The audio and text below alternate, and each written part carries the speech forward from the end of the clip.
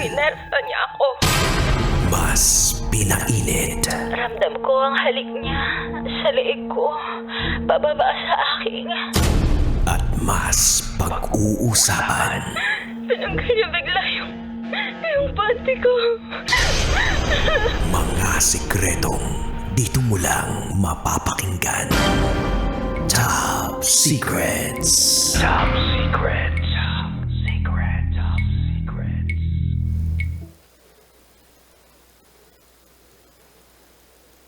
Sa mga naghahanap ng Hi Kabisyo, this is me, DJ Rakitera, and welcome to the program Top Secrets, kung saan pwede kang makapagbahagi ng iyong pinakatatagong sikreto. This is your safe haven. Ito ang programang hindi ka huhusgahan bagkos ikaw ay pakikinggan.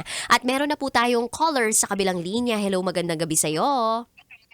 Good evening, DJ Rocky. Good evening. Lahat ng tagapakinig ng Love Radio Tonight.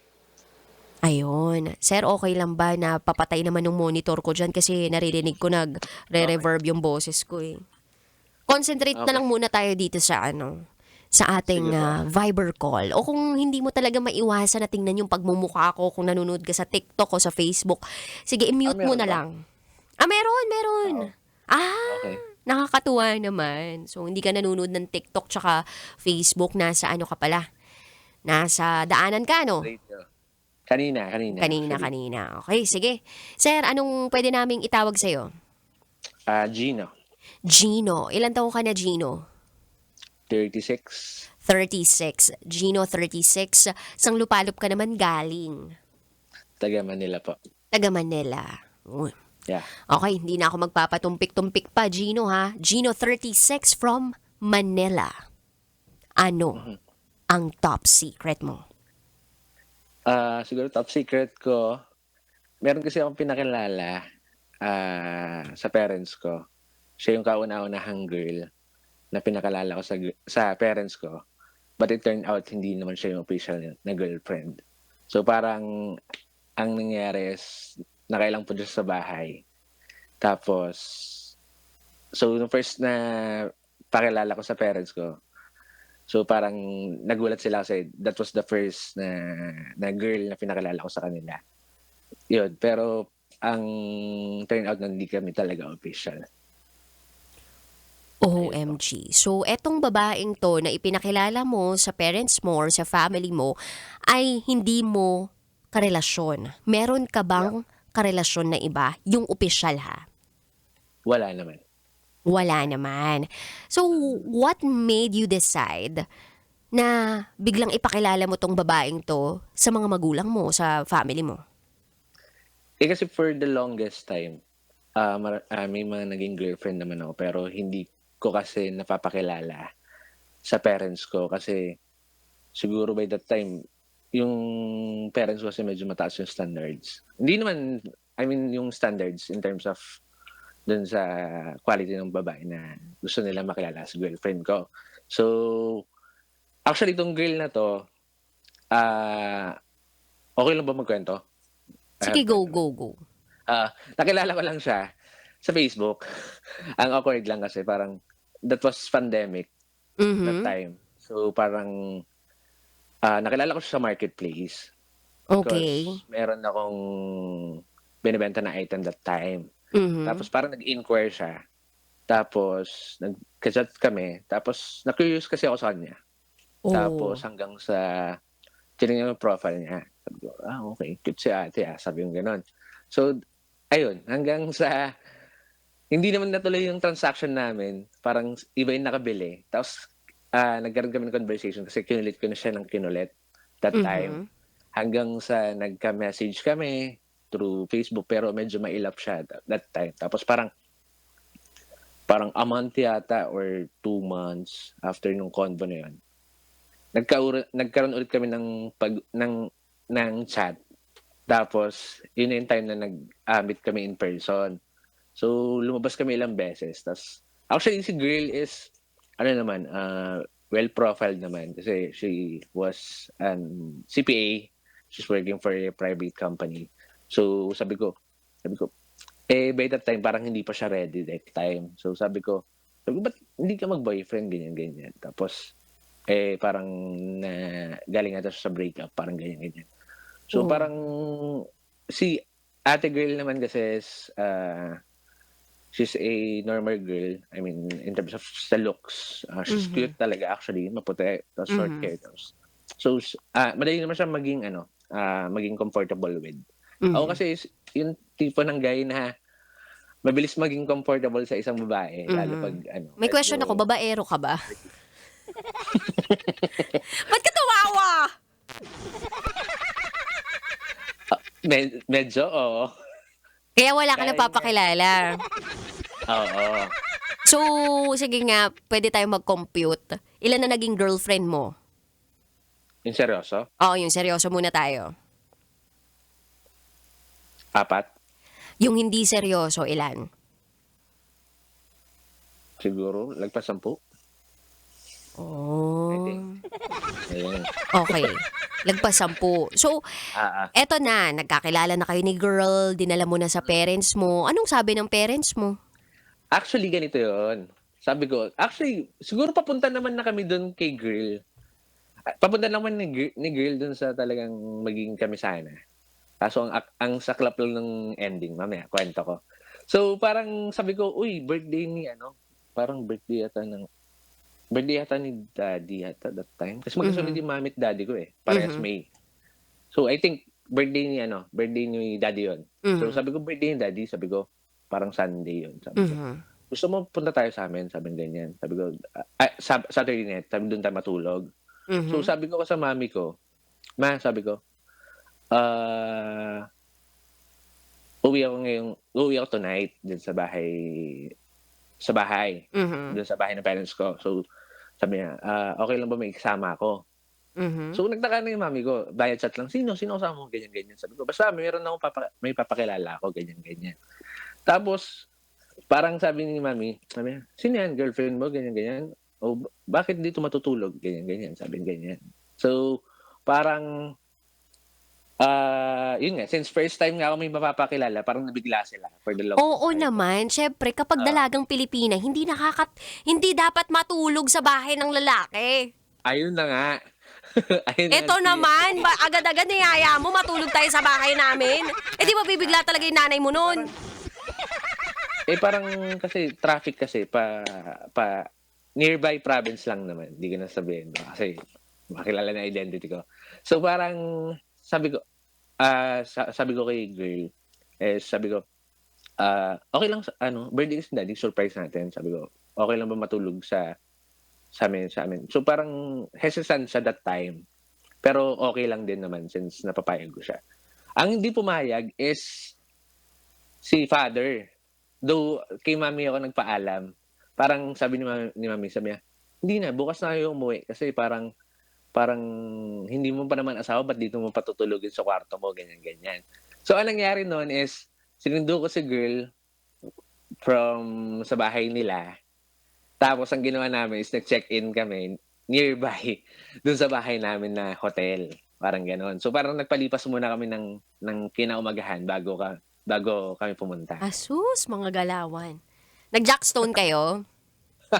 Hindi, kwentuhan lang naman, nanood lang kami Netflix actually. Netflix and chill? Yeah, May ayun. may jackstone, may prayer meeting, anong nangyari? Wala. Ah, nirespeto mo. Medyo lang, siguro medyo clingy lang, gano'n lang. Pero hanggang do'n lang. Yun na yung seryoso. So parang meron ng konting dampian ng mga kamay-kamay ganon. More than that siguro. Ay, more than that. Pero Sa hindi jackstone. sabi dito ni Boy Pindot kwentuhan. Kwentuhan? Okay, ayun po. Okay, o tapos, so dumating kayo sa bahay ninyo?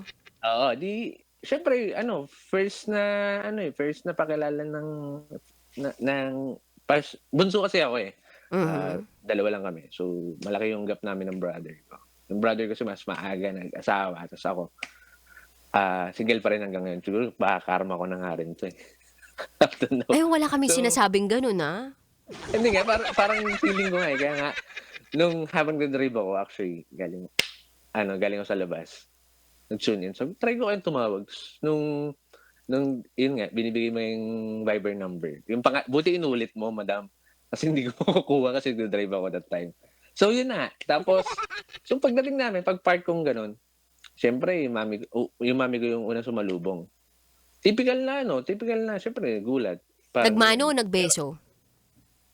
Nagmano lang naman, nagmano. Mm. Tapos, nagulat. Tapos, Manila, mami ko kasi, Manila. syempre, first time, kahit naman kanino, maasikaso, oo, kain na kayo, ganyan, bla, bla, bla.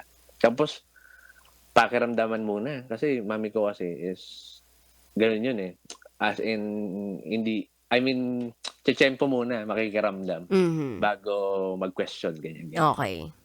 So, anong nangyari is, parang kumain na kami, tamang usap lang about dun sa food, ganyan. Tapos, umakyat ako sa taas.